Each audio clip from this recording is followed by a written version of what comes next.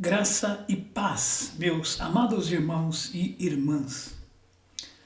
A nossa meditação hoje encontra-se no livro de Efésios, no capítulo 3, versículos 14 ao 21, que diz o seguinte: Por esta causa, me ponho de joelhos diante do Pai, de quem toma o nome toda a família, tanto no céu como sobre a terra, para que, segundo a riqueza da sua glória, vos conceda que sejais fortalecidos com poder, mediante o seu Espírito no homem interior, e assim habite Cristo no vosso coração pela fé, estando vós arraigados e alicerçados em amor, a fim de poderdes compreender com todos os santos qual é a largura e o comprimento e a altura e a profundidade, e conhecer o amor de Cristo que excede todo entendimento,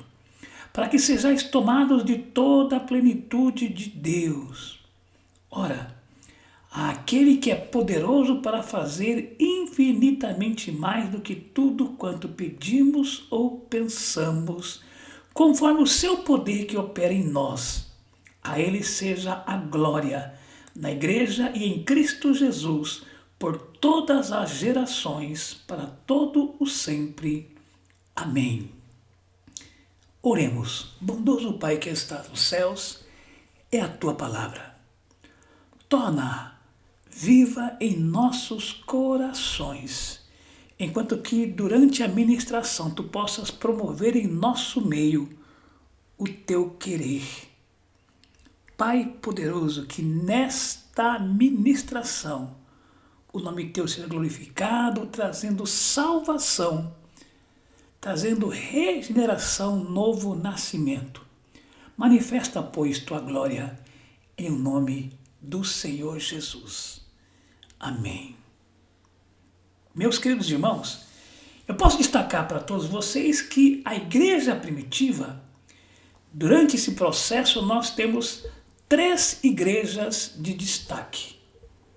A primeira, a igreja de Jerusalém, chamada de a mãe de todas as demais. A de Antioquia, que, num contexto de perseguição, os discípulos vão para essa cidade, Antioquia. E ela torna-se um centro importante porque entendeu a vocação de fazer discípulo de todas as nações, inclusive é dela que vai sair a primeira viagem missionária, Saulo e Barnabé. E a terceira igreja é a igreja de Éfeso, que, ultrapassando as outras duas, foi transformada pelo poder de Deus em uma igreja vibrante, crescente, com grande testemunho e avanço missionário. E através dela, inúmeras outras igrejas foram fundadas. Paulo plantou a igreja de Éfeso, que mais tarde teve o pastoreado de Timóteo e depois o apóstolo João. Estamos nesta semana na oitava reunião de estudo sobre o livro de Efésios. Eu já escrevi material sobre o livro de Efésios, fui professor no seminário dessa disciplina, já preguei várias vezes e como Deus tem falado ao meu coração nesses últimos dias aí, esse texto tão importante sobre a nossa caminhada, sobre a nossa fé. Nessa porção que nós acabamos de ler, o apóstolo vai fazer uma oração que é considerada uma das mais ousadas da Bíblia Sagrada. Eu li de um comentarista a respeito desta oração que, se porventura ela não estivesse na Bíblia, nós, hoje, não ousaríamos orar como Paulo escreveu, tamanha profundidade dela. Observe a ênfase do versículo 19. Que expressão fantástica é essa? E conhecer o amor de Cristo que excede todo entendimento, para que sejais tomados de toda a plenitude de Deus. Você já parou para pensar nisso? conhecer o amor de Cristo e ter toda a plenitude de Deus. Como assim? Até podemos afirmar que conhecemos o amor do Salvador, mas estamos tomados de toda a plenitude divina? Que oração foi essa, meus queridos? Que oração vibrante! Que oração ousada! Afinal, por que é que nós oramos? Fazemos isso porque Deus, já antes de qualquer coisa, tocou o nosso espírito para orar. Oração, portanto, é entrega, é confiança, é o nosso grito de dependência do Senhor. Através da leitura e da meditação na palavra de Deus, o Senhor fala conosco. E através da oração, nós falamos com Ele. Percebam que até lemos a Bíblia, mas temos pouca intimidade com o Senhor quando o assunto é oração. Para esta meditação, eu lhes tenho uma pergunta. O que é que você faria se porventura quisesse enxergar mais longe? Certamente alguém poderia me responder: ora, eu ficaria na ponta dos pés. Eu subiria em uma escada. Eu subiria no alto de um prédio e de lá de cima poderia enxergar muito mais longe. Pois é, Paulo não vai subir as escadas dos esforços humanos. Paulo, para enxergar mais longe, ele vai dobrar os seus joelhos. E é por esta razão que o tema do nosso estudo hoje é: o Filho de Deus, de joelhos dobrados, enxerga mais longe que o homem mais sábio do mundo na ponta dos pés. O apóstolo poderia orar por si mesmo. Ele tinha vários motivos para isso. Ele estava preso, então ele poderia pedir a sua liberdade. Ele estava doente, então poderia suplicar para ser curado. Ele estava enfrentando crises diversas, poderia orar por si, mas não o faz. Ele olha a grandeza de Deus e ora para que os crentes sejam fortalecidos, para que os irmãos estejam firmes, conhecendo o amor e tendo toda a plenitude de Deus. Sabe, queridos, nossas orações, na maior parte das vezes, são circunscritas a uma visão limitada da essência do cristianismo e também por não compreendermos melhor quem é Deus. Muitos cristãos, infelizmente, acham que a sua porção é apenas terrena, é para o aqui e agora. E isso me lembra muito Provérbios 30:15. A sanguessuga tem 2 filhas, dá e dá. Ficam sugando, sugando, sugando. É só dá, dá, dá, dá. O apóstolo não. Ele enxerga bem mais longe. A sua visão de Deus e do cristianismo é tão gloriosa, é tão profunda que ele não se satisfaz com pedidos materiais ou por sua saúde. Ele intercede por uma vida cristã genuína de seus irmãos na fé. Ele clama de joelhos dobrados por uma vida espiritual autêntica dos filhos de Deus. E diante dessa oração, o meu objetivo é que possamos sair dessa reunião como crentes cheios do poder de Deus e entendendo quem é o Senhor e qual o caráter autêntico do Evangelho e do cristianismo. O versículo 14 começa então o apóstolo dizendo: Por essa causa, me ponho de joelhos diante do Pai. Que causa é esta? Ora, o apóstolo está falando do que ele escrevera nos capítulos anteriores e nós já abordamos aqui em nossas reuniões. No capítulo 1, ele aborda sobre o plano maravilhoso da eleição e redenção. No capítulo 2, ele fala da salvação pela graça e da união dos judeus e gentios em um só corpo. E no início do capítulo 3, ele fala do mistério da graça que fora revelado. É como se o apóstolo Paulo estivesse então afirmando: Deus, diante desse plano tão grandioso, tão maravilhoso, eu não quero ficar apenas na superfície espiritual.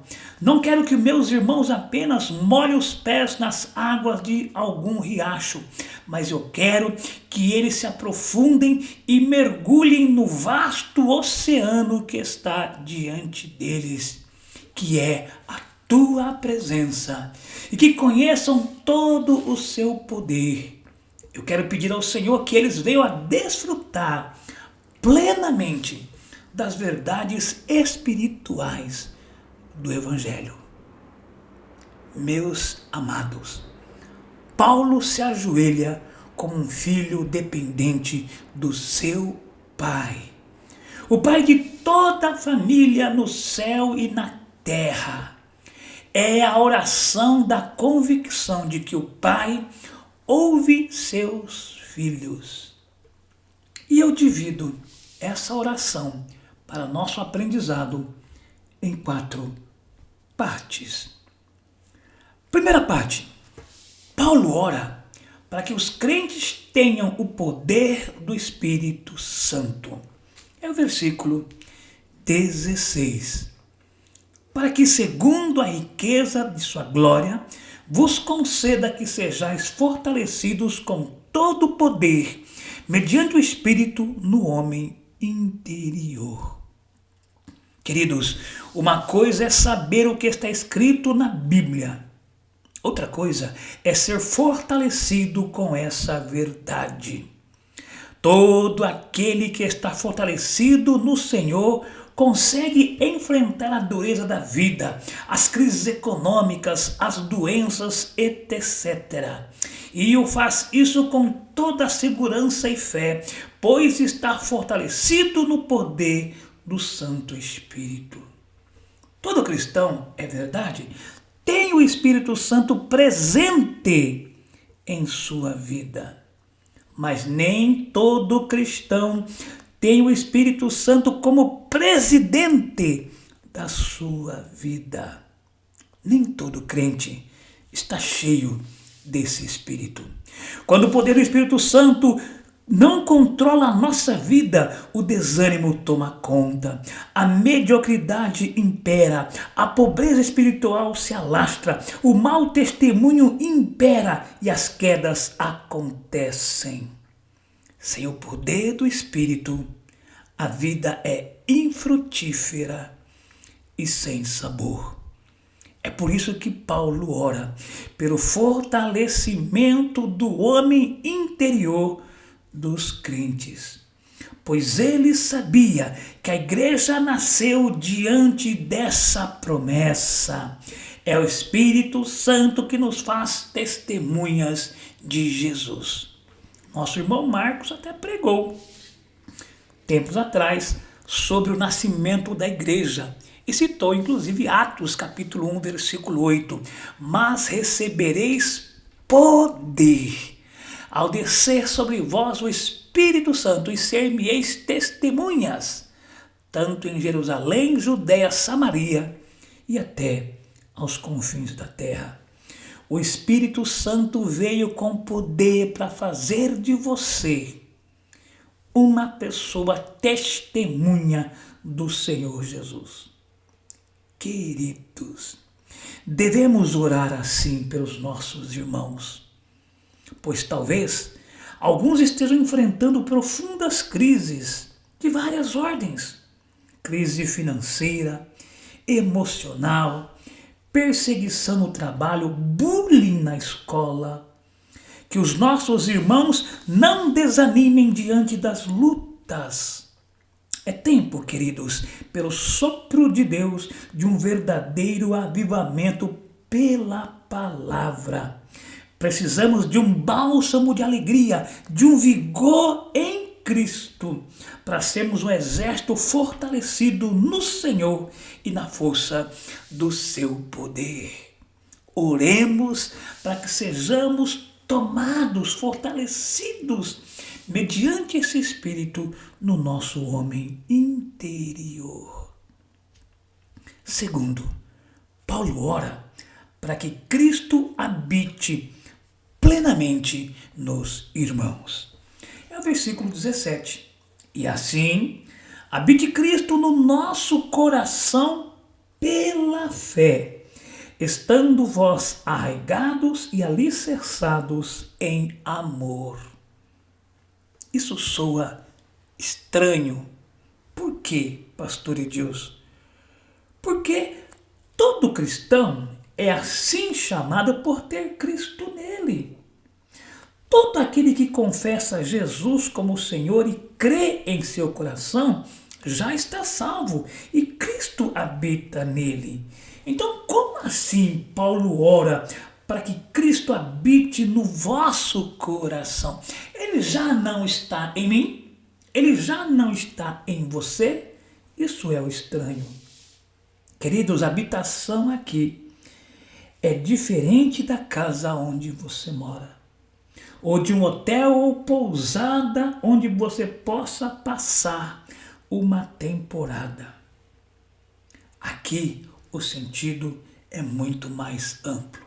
Eu tenho um querido amigo que ele é solteiro e tem um apartamento muito grande.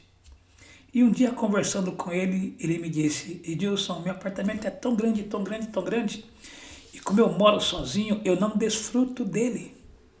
Então a funcionária que faz a faxina, ela conhece muito mais da minha casa do que eu. Eu só frequento a cozinha, banheiro e o meu quarto. E às vezes a sala. E até perguntei: por que você não vende? Não sei. Tem uma casa, um apartamento muito grande, mas não desfruta, ele não está presente nos demais cômodos. Efésios capítulo 2, versículo 21 e 22, que nós já comentamos aqui, diz o seguinte: no qual todo edifício bem ajustado cresce para santuário dedicado ao Senhor, no qual também vós juntamente estáis sendo edificados para a habitação de Deus no Espírito. Eu e você precisamos entender que a vontade do Senhor é que Cristo habite em todas as áreas desse santuário que é a sua vida, que é a vida do seu irmão que está aí do seu lado. Deus quer que Cristo habite no seu quarto, onde você deita e no silêncio da noite tem os seus pensamentos. Ele quer que Cristo habite na cozinha quando você está fazendo o seu almoço, lavando a sua louça. Ele quer que Cristo habite no seu escritório, quando você sozinho liga o seu computador, no banheiro, na cozinha, na sala de estar, na sala de TV. Ele quer que Cristo habite plenamente em todas as partes, em todas as áreas da sua vida. Que nenhum pedaço fique de fora. Você já entregou todas as partes da sua vida para o Senhor Jesus? Você já fez isso? E aí vem uma pergunta: mas como Cristo deve habitar? Pela fé. É pela fé que ele habita. Essa fé é a garantia de termos raízes, figura de uma árvore, e um alicerce, figura de um edifício, que jamais árvore e alicerce, edifício, essas duas figuras não poderão ser abaladas. Por quê? Porque estão firmadas no Senhor. É o Salmo 125, versículo 1. Os que confiam no Senhor são como um monte de Sião, que não se abala, mas permanece firme para sempre. Quando Cristo habita plenamente em nossas vidas, renunciamos a nós mesmos e entregamos tudo nas mãos dele, que é Senhor, que é dono, máxima autoridade em nossas vidas, como canta o Daniel Souza. A raiz está firme e o alicerce sólido no amor. Não se trata, portanto, de algo da boca para fora, mas de uma experiência genuína de um crente regenerado em Cristo. Pois o amor uns aos outros, além de ser novo mandamento, é uma demonstração de que somos discípulos de Cristo. Por isso que o versículo vai nos afirmar que assim habite Cristo no vosso coração pela fé, estando vós arraigados e alicerçados em amor. Que amor é esse? É o amor ao Senhor, é o amor pelos seus irmãos. João 13, 34, 35, a palavra nos diz: novo mandamento vos dou, que vos ameis uns aos outros, assim como eu vos amei, que também vós ameis uns aos outros. Nisto conhecerão todos que sois meus discípulos, se tiverdes amor uns aos outros. Terceira parte. Paulo ora para que os crentes conheçam o sentido de ser igreja. O versículo 18 diz o seguinte: a fim de poderes compreender com todos os santos qual é a largura e o comprimento e a altura e a profundidade. Mas largura do quê? Comprimento do quê? Altura do quê? Profundidade do quê? Alguém poderia me dizer, ora, tudo isso do amor. Mas se você observar o versículo seguinte, o amor faz parte de um outro pedido, uma outra parte da oração. Eu acredito aqui, de acordo com o que o Paulo está falando nos versículos e capítulos anteriores, que ele fala de edifício, de santuário, eu acredito que nós precisamos compreender o sentido e as implicações de ser igreja de Cristo. Você precisa conhecer, compreender com todos os santos, não é sozinho. Qual é a largura, comprimento, a altura e a profundidade desta comunidade chamada família de Deus, igreja de Deus? Queridos, é impossível ser cristão sem estar em uma vida comunitária, sem estar ligado a outros irmãos, sem viver a prática doutrinária que nos orienta a comungarmos e estarmos servindo uns aos outros em união. O Salmo 133 começa com a seguinte expressão: ó, como é bom, é agradável viverem unidos os irmãos. E ele encerra o último versículo do Salmo 133. É ali que o Senhor ordena a bênção, a vida para sempre.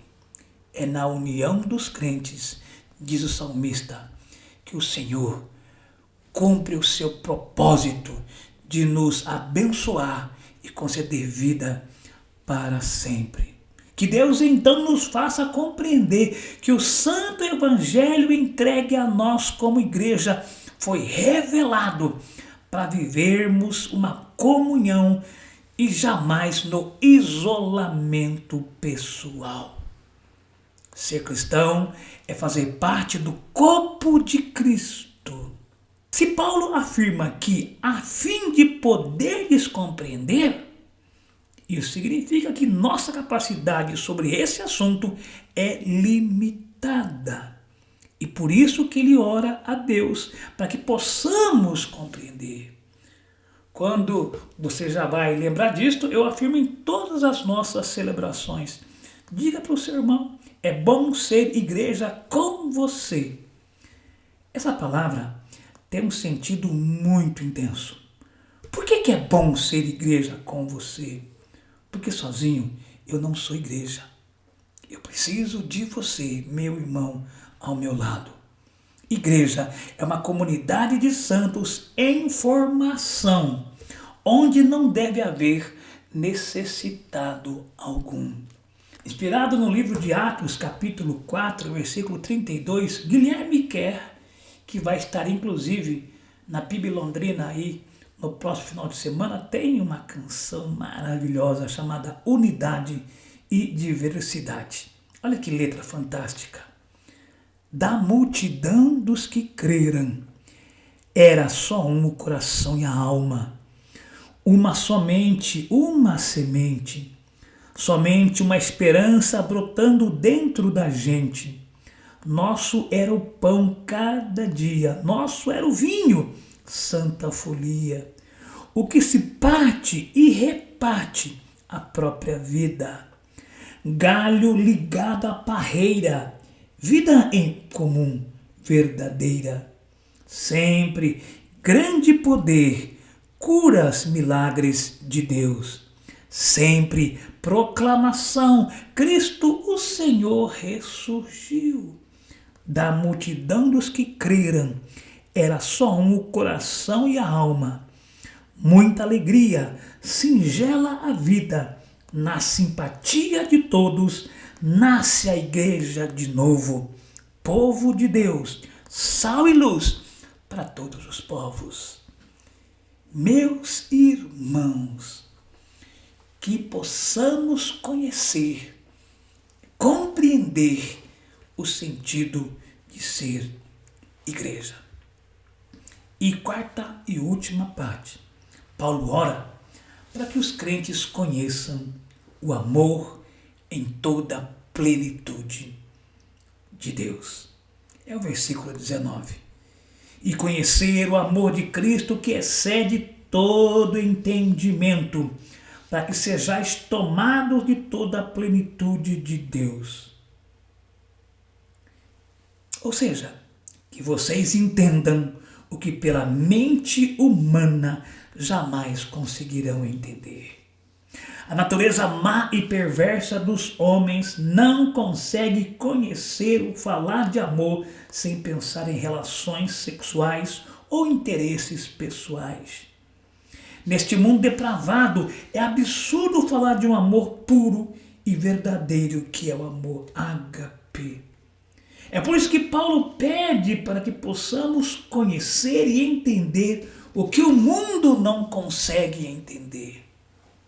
Será que nós, conhecedores da palavra de Deus, conseguimos de fato compreender o amor de Deus que excede a todo entendimento? Se ele excede a todo entendimento, como iremos entender? Não basta saber, é preciso conhecer por uma experiência. É um amor que nos constrange e nos capacita a vivermos a vida de Jesus. Toda a plenitude de Deus. Se Deus é pleno, se Deus é tudo, ele é um ser perfeito, o que seria ser tomado de toda essa plenitude? Eu acredito que Paulo está falando que devemos ter o mesmo sentimento que houve também em Cristo Jesus. Em Filipenses capítulo 2, versículo 5, 11, ele fala desse sentimento. Tende em vós. O mesmo sentimento que houve também em Cristo Jesus, pois ele, subsistindo em forma de Deus, não julgou como usurpação o ser igual a Deus. Antes, a si mesmo se esvaziou, assumindo a forma de servo, tornando-se em semelhança de homens, e reconhecido em figura humana. A si mesmo se humilhou, tornando-se obediente até a morte e morte de cruz. Pelo que também Deus o exaltou sobremaneira, e lhe deu o nome que está acima de todo nome, para que ao nome de Jesus se dobre todo o joelho, nos céus, na terra e debaixo da terra, e toda língua confesse que Jesus Cristo é Senhor, para a glória do Deus Pai. Que tenhamos, meus queridos, pela fé, esse mesmo sentimento de entrega, para que a vontade do Senhor seja feita em nossas vidas o tempo todo. Queridos, por mais que eu tente, eu não consigo definir esse sentimento. É amor elevado à categoria máxima. É amor pleno. Vocês vão lembrar que eu já ministrei para os irmãos sobre o prefixo per. De acordo com as ciências químicas, quando se está no seu limite máximo, se usa o prefixo per. Exemplo, permanganato, perclorato, peróxido. Se tratam de níveis máximos de átomos dentro de uma molécula. Por isso que uma coisa pode ser feita, outra coisa pode ser perfeita. O amor que Paulo ora aqui é o amor pleno em todos os seus sentidos. É o amor que não apenas se doa, é o amor que perdoa. Todo aquele que crê no Senhor Jesus, ele não apenas recebeu como doação a vida de Jesus, mas ele foi perdoado pelo Senhor para ter uma vida plena. Uma vida de amor elevada ao máximo, o Senhor fez por mim, fez por você. Para concluir, por que Paulo tem a ousadia de orar assim? O versículo 20 tem a resposta. Ora, aquele que é poderoso para fazer infinitamente mais do que tudo quanto pedimos ou pensamos, conforme o seu poder que opera em nós. O apóstolo tem a certeza de que Deus é poderoso para fazer além do que você pensa, além do que você pede. A intimidade com o Senhor Deus era tão intensa que, ao orar, Paulo tinha certeza que Deus tem todo o poder e pode fazer ainda melhor na vida dos irmãos por quem ele tanto ora. Mas em todo e qualquer resultado para as nossas vidas, o objetivo de Deus em fazer infinitamente mais do que pensamos e pedimos está relacionado com a sua própria glória, que é o versículo 21. A ele seja a glória na igreja e em Cristo Jesus, por todas as gerações, para todos sempre. Amém. Deus quer ser glorificado na igreja. Deus quer ser glorificado na tua vida, em Cristo Jesus, por todas as gerações e para todos sempre. Meus irmãos, as nossas orações glorificam a Deus ou se tratam apenas de um pedido em si mesmado? O seu sentimento de orar é para dar glórias a Deus em todos os momentos ou é tão somente um pedido de um sanguessuga? Que eu e você possamos orar como Paulo, pedindo graça, poder, pedindo plenitude, pedindo esse amor tão maravilhoso que se revelou em Cristo Jesus, o nosso Senhor. Que possamos orar como o próprio Senhor Jesus nos ensinou. Pai nosso que estás nos céus, santificado seja teu nome. Venha teu reino, seja feita a tua vontade, na terra como nos céus. E qual é a vontade do Senhor? A minha, a tua, a nossa salvação, a nossa regeneração, o nosso novo nascimento, a nossa santificação. Creia nisso e compartilhe com alguém essa mensagem. Permaneça abençoado e abençoando sempre. Amém.